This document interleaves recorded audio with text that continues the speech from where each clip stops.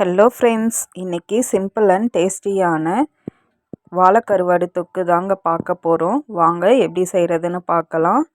அதுக்கு first stove பற்ற வச்சுட்டு ஒரு கடாய் வச்சுக்கிறேன். இப்போ கொஞ்சம் எண்ணெய் சேர்த்துக்கிறேன். இந்த எண்ணெயில் கடுகெல்லாம் போடக்கூடாதுங்க. வெங்காயமும் கருவேப்பிலையும் சேர்த்துக்கலாம். நான் ஒரு பெரிய வெங்காயம் கட் பண்ணி சேர்த்துருக்குறேன். வெங்காயம் நல்லா வதக்கிக்கலாம். இப்போது இந்த வெங்காயம் வதங்கி வந்ததுக்கப்புறம் இடித்து வச்சுருந்த பூண்டு சேர்த்து வதக்கிக்கிறேன். ஒரு கட்டி அளவுக்கு பூண்டு நான் உரித்து இடித்து வச்சுருக்கிறேன். இடித்து வச்ச பூண்டு சேர்த்து வதக்கும்போது ஸ்மெல் ரொம்ப சூப்பராக இருக்குங்க. இப்போ ஒரு 4 பெரிய தக்காளி கட் பண்ணி சேர்த்துருக்குறேன். தக்காளி சேர்த்து நல்லா வதக்கி விட்டுக்கலாம்.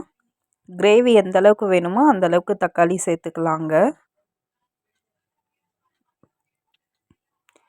தக்காளி வதங்கிறதுக்கு கொஞ்சம் கல்லுப்பு சேர்த்துக்கிறேன். கல்லுப்பு சேர்த்து நல்லா வதக்கி விட்டுக்கலாம்.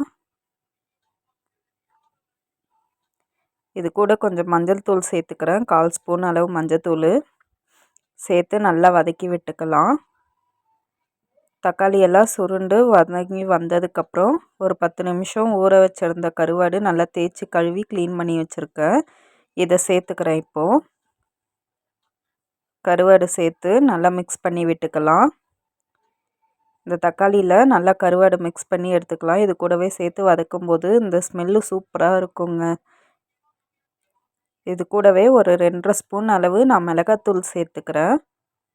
காரத்துக்கு தேவையான அளவு மிளகாத்தூள் சேர்த்துக்கலாம். எங்கள் வீட்டில் காரம் நிறைய சாப்பிடுவோம், அதனால் நான் 2.5 ஸ்பூன் அளவு சேர்த்துருக்குறேன். மிளகாத்தூள் சேர்த்து நல்லா கிண்டி விட்டுக்கலாம்.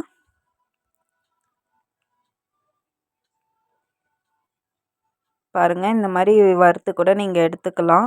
இல்லைனா இது கூட புளி ஊற்றி தொக்கு மாதிரி வச்சுக்கலாம். நான் ஒரு சின்ன எலுமிச்சை சைஸ் அளவு புளி கரைச்சி எடுத்து வச்சுருக்கேன். அதை ஊற்றி இப்போ மிக்ஸ் பண்ணிக்கிறேன். இப்போ ஒரு சின்ன கிளாஸ் அளவு தண்ணி ஊற்றி நல்லா மிக்ஸ் பண்ணி விட்டுக்கிறேன். அவ்வளோதாங்க, எல்லாமே கலந்துட்டு மூடி போட்டு மூடி வேக வச்சுக்கலாம். இந்த குழம்பு நல்லா கொதித்து சுண்டி வர வரைக்கும் கொதிக்க விட்டுக்கலாம். பாருங்கள், மூடி போட்டு மூடி வச்சுருக்கிறேன். ஒரு 5 நிமிஷம் கழித்து எடுத்து பார்த்தா பாருங்கள், எண்ணெய்லாம் நல்லா மிதந்து குழம்பு எப்படி கொதிச்சிட்ருக்கு. கண்டிப்பாக நீங்கள் இந்த டைமில் கூட குழம்பு இறக்கி வச்சுக்கலாம். ஆனால் நான் இன்றைக்கி களிக்கு செய்ய போகிறதுனால கொஞ்சம் நல்லா சுண்ட வச்சு எடுத்துக்க போகிறேன். அடிக்கடி இந்த மாதிரி மிக்ஸ் பண்ணி விட்டோன்னா அடி பிடிக்காது. கண்டிப்பாக ட்ரை பண்ணி பாருங்கள், ரொம்ப சூப்பராக இருக்கும். இந்த குழம்பு ரொம்ப டேஸ்ட்டாகவும் இருக்கும். சாதம் களிக்கெல்லாம் நல்ல காம்பினேஷனாக இருக்கும். பாருங்கள் எப்படி கொதிச்சிட்ருக்கு. நான் இன்னும் கொஞ்சம் கூட சுண்ட வச்சுக்க போகிறேன். களிக்கு தொக்கு மாதிரி இருந்தால் நல்லாயிருக்கும். அதனால் நான் மறுபடியும் மூடி போட்டு கொஞ்சம் நேரம் கொதிக்க வச்சுக்கிறேன்.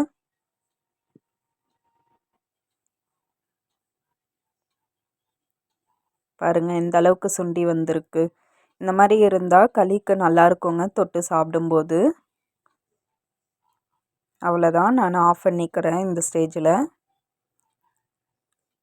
சுவையான நம்ம வாழைக்கருவாடு தொக்கு சூப்பராக ரெடி ஆயிடுச்சு ஃப்ரெண்ட்ஸ். கண்டிப்பாக நீங்களும் ட்ரை பண்ணி பாருங்கள். இந்த வீடியோ பிடிச்சிருந்தால் லைக் பண்ணுங்கள், ஷேர் பண்ணுங்கள். Bye friends.